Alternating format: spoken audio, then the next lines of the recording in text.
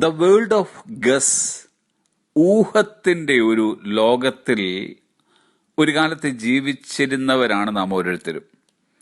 ജീവിതയാത്ര എങ്ങോട്ടെന്നറിയാതെ ഊഹാപോഹങ്ങളുടെ പിൻബലത്തിൽ മുൻപോട്ട് ജീവിതം നയിച്ചവരായിരുന്നു നാം.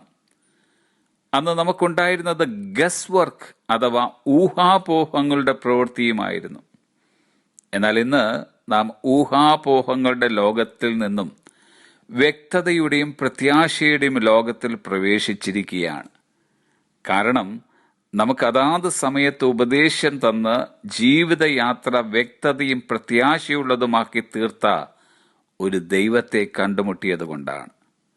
ഈ ദൈവം നമ്മോട് പറയുന്നു, 32-ാം സങ്കീർത്തനം 8-ാം വാക്യം, I will instruct you and teach you in the way you should go. ഞാൻ നിന്നെ ഉപദേശിച്ച് നടക്കേണ്ടുന്ന വഴി നിനക്ക് കാണിച്ചു തരും. ഈ വാഗ്ദാനം നമുക്കുള്ളത് കൊണ്ട് ശലോമോൻ തന്റെ സദൃശ്യവാക്യങ്ങളിൽ പറയുന്നു, 3-ാം അധ്യായം 6-ാം വാക്യം, നിന്റെ എല്ലാ വഴികളിലും അവനെ നനച്ചുകൊള്ളുക, അവൻ നിന്റെ പാതകളെ നേരെയാക്കും. ഊഹാപോഹങ്ങളുടെ ലോകത്തിൽ നിന്നും പൂർണ്ണമായും നാം വിമോചിതരായി തീരണമെങ്കിൽ, വ്യക്തതയുടെയും പ്രത്യാശയുടെയും ഉറപ്പ് പൂർണ്ണമായും നമുക്ക് ലഭിക്കണമെങ്കിൽ കുറഞ്ഞ പക്ഷം 4 കാര്യങ്ങൾ നമ്മിൽ നടക്കേണ്ടിയിരിക്കുന്നു. 1, നമ്മുടെ ഇഷ്ടം നാം ദൈവസന്നിധിയിൽ സമർപ്പിക്കുന്നതിലൂടെയാണ് ദൈവഹിതം ആരംഭിക്കുന്നതെന്നറിയുക. നമ്മുടെ സ്വന്തം ഇഷ്ടം മാറ്റിവെക്കുവാൻ പഠിക്കുമ്പോൾ മാത്രമേ നാം ദൈവഹിതം തിരിച്ചറിയുകയുള്ളൂ. 2, ആത്മീയ ചിന്താഗതി നിലനിർത്തുക. നാം സ്വാർത്ഥ താല്പര്യത്താൽ നിയന്ത്രിക്കപ്പെടുമ്പോൾ ദൈവഹിതം മനസ്സിലാക്കുവാൻ സാധ്യമല്ല. തിരുവചനം പറയുന്നു, റോമർക്കെഴുതിയ ലേഖനം 8-ാം അധ്യായത്തിന്റെ 7-ാമത്തെ വാക്യം, ജഡത്തിന്റെ ചിന്ത ദൈവത്തോട് ശത്രുത്വമാകുന്നു, അത് ദൈവത്തിന്റെ ന്യായപ്രമാണത്തിന് കീഴ്പ്പെടുന്നില്ല, കീഴ്പ്പെടുവാൻ കഴിയുന്നതുമല്ല. 3, ദൈവത്തിന്റെ മാർഗനിർദ്ദേശത്തിനും നടത്തിപ്പിനുമായി പ്രാർത്ഥിക്കുക.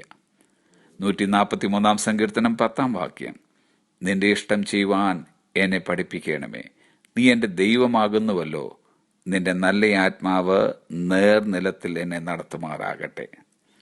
4, ദൈവത്തിൽ നിന്നും കേൾക്കുവാൻ തുറന്ന ഹൃദയത്തോടെ ദൈവവചനം വായിക്കുക. 119-ാം സങ്കീർത്തനത്തിന്റെ 105-ാമത്തെ വാക്യം ഇങ്ങനെ, നിന്റെ വചനം എന്റെ കാലിന് ദീപവും പാതയ്ക്ക് പ്രകാശവുമാകുന്നു. ഡിയർ ഫ്രണ്ട്സ്, ആടുകൾ ഇടയന്റെ ശബ്ദമറിഞ്ഞ് ഇടയനെ അനുഗമിക്കുന്നു. ഇന്ന് നമുക്ക് നമ്മോട് തന്നെ പറയാം, ഞാൻ ഊഹാപോഹങ്ങളോടെ ജീവിക്കുന്ന വ്യക്തിയല്ല. ജീവിതത്തിന് അർത്ഥവും വ്യക്തതയും പ്രത്യാശയും ഇന്നെനിക്കുണ്ട്. Have a blessed day.